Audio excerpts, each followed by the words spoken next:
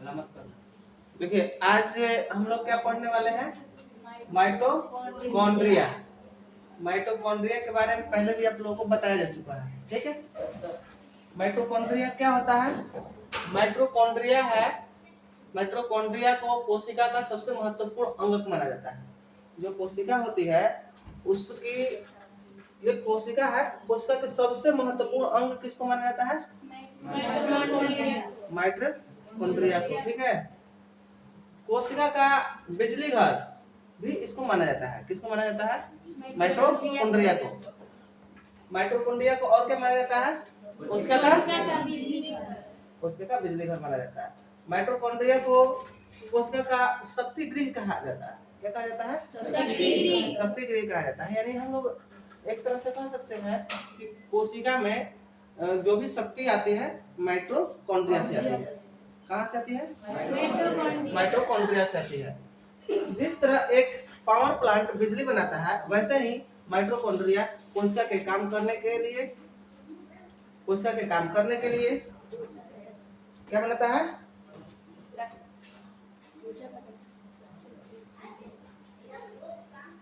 काम करने के लिए ऊर्जा पैदा करता है। क्या करता है? ऊर्जा पैदा करता है, ठीक है। यानी हम लोग ये समझे, ये जो ये माइटोकॉन्ड्रिया है, जो ये माइटोकॉन्ड्रिया है, यही क्या है हम लोग का माइटोकॉन्ड्रिया है।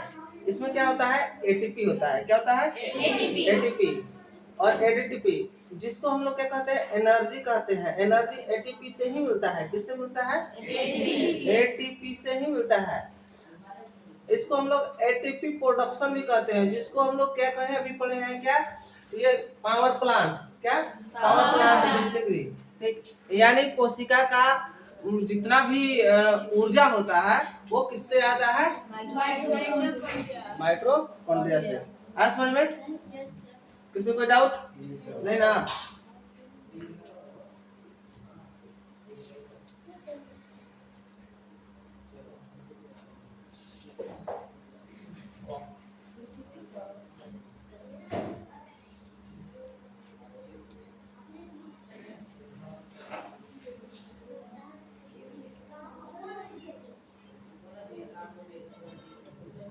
देखिए समझिए, ऊर्जा का रूप यानी एटीपी, ऊर्जा का रूप यानी एटीपी, यह भोजन ग्लूकोज का ऑक्सीकरण करके ऊर्जा को एटीपी के रूप में मुक्त करता है। किसके रूप में मुक्त करता है? एटीपी के रूप में। यानी अभी हम लोग एटीपी कहते आ रहे थे, ठीक। एटीपी कहते आ रहे थे ना। तो ये एटीपी है क्या भाई? एटीपी यानी एडिनोसाइन ट्रिफोस्फेट। एडिनोसाइन ट्रिफोस्फेट है, जिसका एटीपी का ये क्या है? फुल फॉर्म है। एटीपी का क्या है? ये फुल फॉर्म है, ठीक है। एटीपी यानी क्या? ATP adenosine ट्रिफोस्फेट। ट्रिफोस्फेट जो है एटीपी को कहते हैं, और यानी एटीपी जो है को कोशिका की ऊर्जा मुद्रा भी कहा जाता है। क्या कहा जाता है? ऊर्जा मुद्रा भी कहा जाता है। यानी समझ लीजिए कि कोशिका का जो मेन पेरेंट्स होता है यही है। कौन? माइटोकॉन्ड्रिया। जैसे हमारे पेरेंट्स कौन होते हैं? माता पिता। यानी जहाँ स्रोत मिलता है, हम लोग पैसा लेते हैं कॉपी के लिए, पेन के लिए, चाहे कुछ भी लाना होता है तो किससे लेते हैं? अपने पेरेंट्स से, माता पिता से लेते हैं। ठीक उसी तरह से ये जितना भी इसका ऊर्जा ही का जरूरत है, कोशिका को थोड़ा पैसा की जरूरत है नहीं। तो कोशिका जो है किससे लेता है? इतना ऊर्जा है किससे लेता है? माइटोकॉन्ड्रिया से लेता है, ठीक है। आगे चलिए, आगे हम लोग बढ़ते हैं।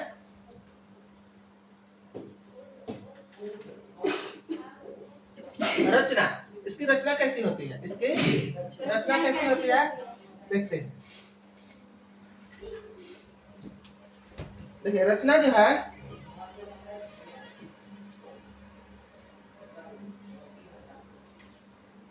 स्ट्रक्चर माइटोकॉन्ड्रिया दोहरी झिल्ली। माइटोकॉन्ड्रिया जो है दोहरी झिल्ली वाला अंगक है। यह कैसा अंगक है? दोहरी झिल्ली द्वारा अंगक है।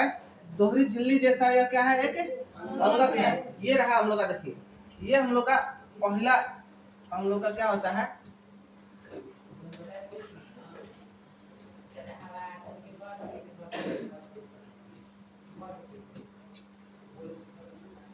ये देखिए ये हम लोग का क्या है, पहला जो लाइन है झिल्ली है, ये पहला झिल्ली है हम लोग का, ठीक है, पहला झिल्ली है ना, ये वाला पहला झिल्ली है, ये पहला झिल्ली, और ये रहा हम लोग का दूसरा झिल्ली, ये दूसरा झिल्ली है, ठीक है, ठीक है, यह दोहरी झिल्ली से बना हुआ रहता है।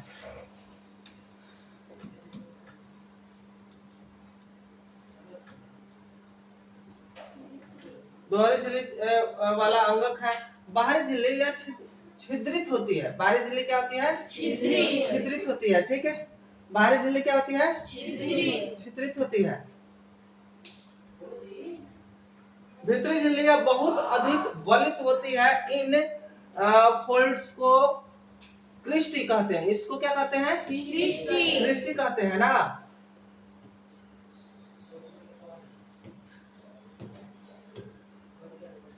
इसको क्या कहते हैं बाबू, क्रिस्टी कहते हैं। यानी हम लोगों ने क्या जाना कि संरचना में क्या जाना हम लोगों ने, संरचना है माइटोकॉन्ड्रिया दोहरी झिल्ली वाला अंगक होता है, ठीक है, और इसका बाहरी झिल्ली जो होता है छिद्रित होता है, बाहरी झिल्ली जो छेद छेद जैसा होता है, ठीक, और बाहरी झिल्ली बहुत अधिक, भीतरी जो झिल्ली होता है यह बहुत अधिक वलित होती है। इन फोल्ड्स को क्रिस्टी कहते हैं। इस फोल्ड को क्या कहते हैं, जो बाहरी वलित जो होता है उनको क्या कहते हैं हम लोग, क्रिस्टी कहते हैं। देखिए इसमें क्रिस्टी दिया होगा,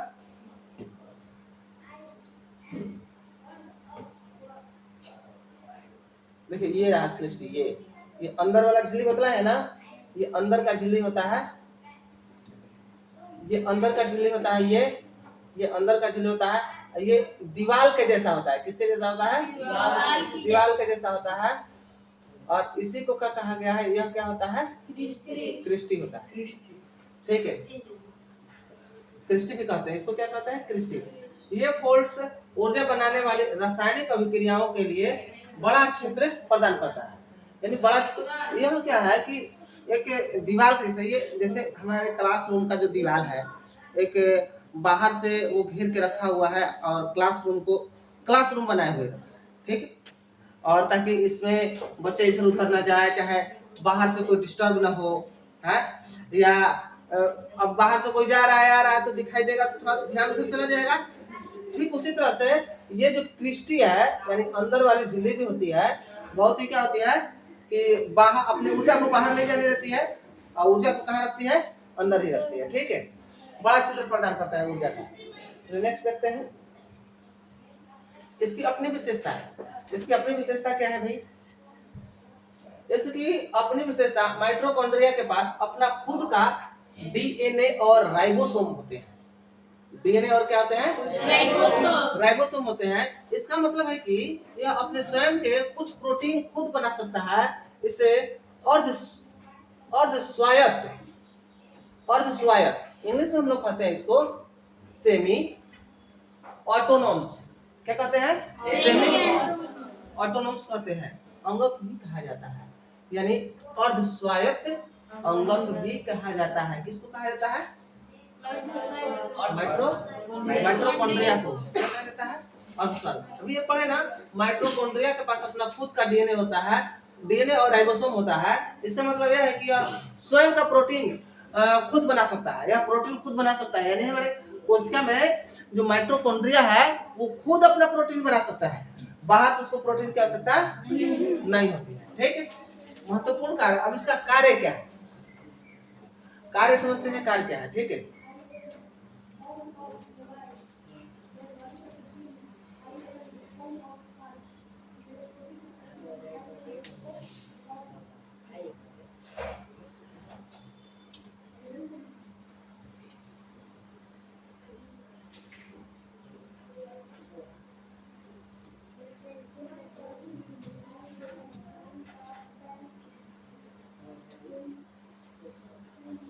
कार्य समझ लेते हैं। कार्य क्या होता है? कोशिकीय शोषण। माइटोकॉन्ड्रिया का सबसे मुख्य कार्य कोशिकीय शोषण करना है। यह क्या करता है? कोशिका के लिए सांस लेता है। क्या करता है? सांस लेता है। जैसे हम लोग सांस ले रहे हैं, ऑक्सीजन ले रहे हैं ना, खींच रहे हैं ना, उसी तरह से यह क्या करता है? माइटोकॉन्ड्रिया सांस लेता है। ठीक है, शोषण करना। यह भोजन यानी ग्लूकोज को क्या करता है? ग्लूकोज को ऑक्सीजन की उपस्थिति में तोड़ता है। ग्लूकोज को क्या करता है? ऑक्सीजन की उपस्थिति में तोड़ता है और उससे ऊर्जा मुक्त करता है। तोड़ने के बाद क्या करता है? ऊर्जा मुक्त करता है। इस प्रक्रिया को ऑक्सीशोषण कहते हैं। इस प्रक्रिया को क्या कहते हैं? ऑक्सीशोषण कहते हैं ना। यानी आप जरा समझिए कि श्वसन जो ऑक्सीशोषण बोल रहा है, ऑक्सीशोषण, चलिए आगे पढ़ने के लिए मिलेगा वो जब पढ़ेंगे ना 10th क्लास में। ये है श्वसन एक लेसन ही है, श्वसन एक लेसन ही है, उसमें पढ़िएगा तो बहुत अच्छा से पढ़िएगा। ठीक, यानी जो ऊर्जा मुक्त होता है दो तरीका से होता है। ऑक्सीजन की उपस्थिति में, ऑक्सीजन उपस्थिति में जो है क्या है कि ग्लूकोज टूटता है। ठीक है, एक बिना ऑक्सीजन की उपस्थिति में टूटता है।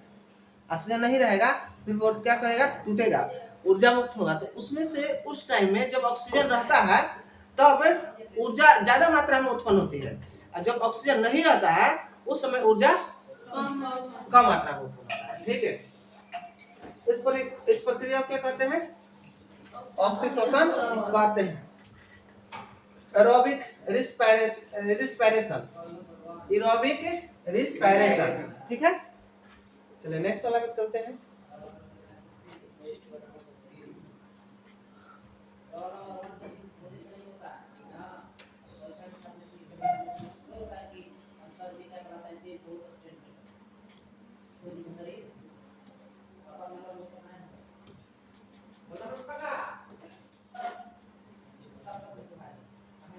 देखिए, ऊर्जा का उत्पादन, एटीपी का निर्माण। शोषण के दौरान जो ऊर्जा निकलती है उसे माइटोकॉन्ड्रिया नामक अणुओं के रूप में जमा करना है। माइटोकॉन्ड्रिया का काम क्या है? उसको ऊर्जा के रूप में जमा करना, अणुओं को क्या करना? जमा करना। यानी समझिए कि एक तरह से यह क्या करता है कि पकड़ के पता कि नहीं तुम ऊर्जा हो, आओ इधर, आओ इधर, आओ इधर। कोशिका को समझिए कि माइटोकॉन्ड्रिया एक इतना मोस्ट इम्पोर्टेंट चीज है जो कि कोशिका को भरपूर मदद करता है श्वसन कराने में, उसको ऊर्जा देने में। ऊर्जा को जैसे हम लोग तुम टीचर लोग हैं जो बच्चों को पकड़ के ज्ञान देते हैं, उसी तरह से ये भी माइटोकॉन्ड्रिया जो है ऊर्जा को पकड़ के रखे रहता है कि ये कोशिका के काम में आएगा, ये कोशिका के काम में आएगा। समझ में आया? एटीपी को कोशिका की ऊर्जा मुद्रा कहा जाता है। एटीपी को क्या कहा जाता है? कोशिका मुद्रा कहा जाता है। यानी शरीर की सभी जैविक क्रियाओं जैसे चलना, सोचना, बढ़ना के लिए इसी एटीपी से ऊर्जा मिलती है। जितनी भी शरीर की क्रियाएं हैं वो कहां से ऊर्जा मिलती है? एटीपी। कहां गया? एटीपी। एटीपी का फुल फॉर्म क्या है? Adenosine triphosphate. एडिनोसिन ट्राइफॉस्फेट क्या है?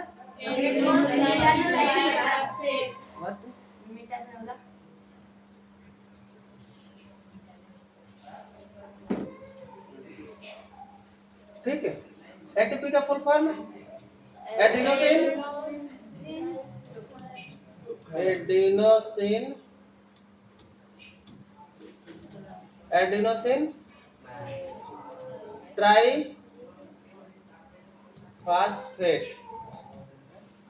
ट्राइफॉस्फेट। ओके, समझ में आया?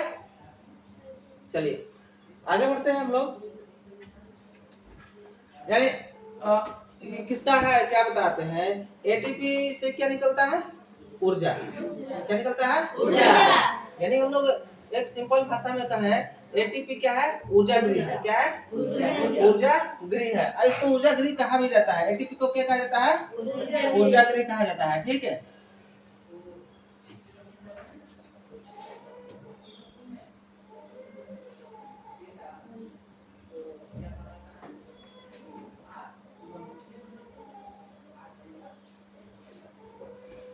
चलिए आगे बढ़ते हैं। सतह के क्षेत्र में वृद्धि। सतह के क्षेत्र में वृद्धि।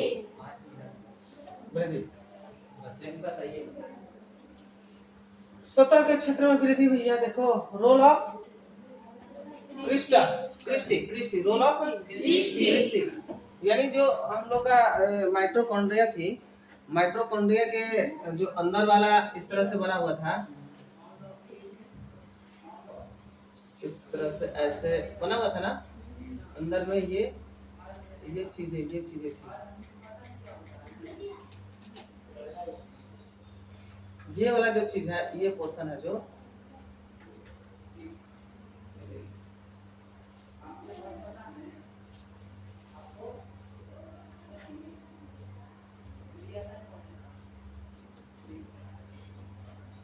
ये चीज है, यही ना हम लोग का क्रिस्टी है। अब लोग क्रिस्टी बन गया।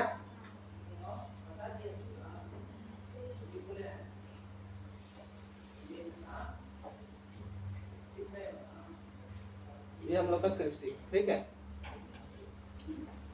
सतह के क्षेत्र में वृद्धि, माइटोकॉन्ड्रिया की भीतरी झिल्ली बहुत अधिक बलित होती है, जिसे क्रिस्टी कहते हैं। इसका कार्य क्या है?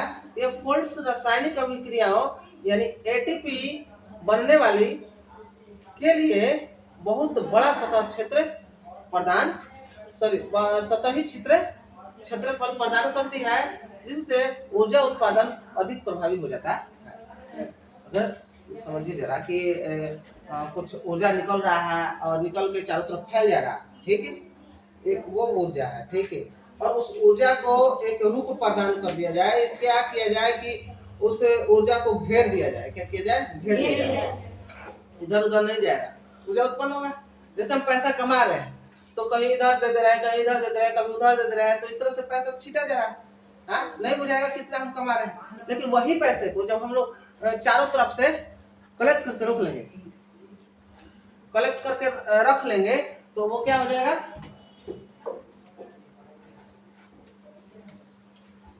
कलेक्ट करके रखेंगे तो पता चलेगा कि नहीं हम कितना पैसा कमा रहे हैं, है ना। और प्लस में हम लोग को ये भी लगेगा कि बहुत ये पैसा क्या है, बहुत है। और नहीं अगर खर्चा हो जा रहा है, चारों तरफ से निकल जा रहा है, तो पता नहीं चलेगा। ठीक उसी तरह से एटीपी क्या करता है, या ये सतह क्या करता है कि उस सारी ऊर्जाओं को कलेक्ट करके रखता है, रोक के रखता है, और उसमें से ऊर्जा को सही दिशा के रूप में जाने के लिए प्रेरित करता है।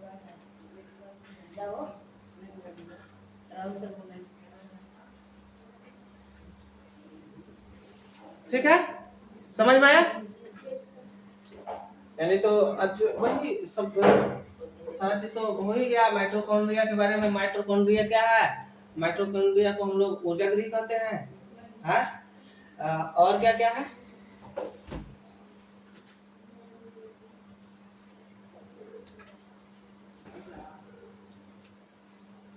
इसका जो संरचना है दोहरी झिल्ली का होता है, बाहरी झिल्ली जो होता है छिद्रित होता है, और भीतरी झिल्ली जो होता है वलय के रूप में एक दीवार के जैसा काम करता है, और जिसको हम लोग क्रिस्टी कहते हैं। और यह एक बहुत ऊर्जा का बहुत बड़ा क्षेत्र प्रदान करता है। यह बहुत बड़ा क्षेत्र प्रदान करता है। कौन? भीतरी झिल्ली, क्रिस्टी। ठीक है। तीसरा में हम लोग पढ़े हैं, क्या पढ़े हैं? महत्वपूर्ण का इसकी विशेषता क्या है? विशेषता यह क्या है कि यह डीएनए, यह क्या है? डीएनए और राइबोसोम खुद बनाता है, और डीएनए और राइबोसोम खुद होते हैं इनमें, और यह स्वयं का क्या कर सकता है? प्रोटीन बना सकता है। यह स्वयं खुद प्रोटीन, यह क्या बना सकता है? प्रोटीन खुद बना सकता है। देखिए यहाँ लिखा हुआ है, प्रोटीन खुद बनाता है।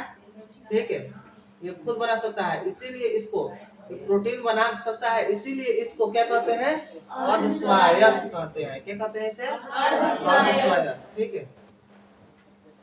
कोशिकीय श्वसन माइटोकॉन्ड्रिया का सबसे महत्वपूर्ण कार्य कोशिकीय श्वसन करना है। अब भोजन को ग्लूकोज की उपस्थिति में ग्लूकोज को रासायनिक ये ऑक्सीजन की उपस्थिति में क्या करता है, तोड़ता है और ऊर्जा मुक्त करता है। और ये जो है माइटोकॉन्ड्रिया उसको क्या करता है, बटोर लेता है और उसके भीतरी झिल्ली जो है एक बड़ा क्षेत्र प्रदान करता है, जिससे हम लोग कोई खाते जाता है खूब खाते जाता है। आपको ये गुण दुगुण में खत्म। तो इसको जितना ऊर्जा मिलेगा तो वो माइटोकॉन्ड्रिया की भीतरी जो सतह होता है, जो क्रिस्टी कहते हैं जिसको, उसमें जितना क्या है कि पावर चल जाए, मतलब उसको क्या है समेट लेता है और फिर कोशिका को धीरे धीरे देते रहता है। ठीक है। तो हम लोगों ने माइटोकॉन्ड्रिया के बारे में समझ लिया अच्छे से। ठीक, आज का क्लास यही रहेगा, ठीक ना। तो इस श्वसन ये लिखना है ना आप लोग को भी विशेषता, तो विशेषता को लिख दीजिए।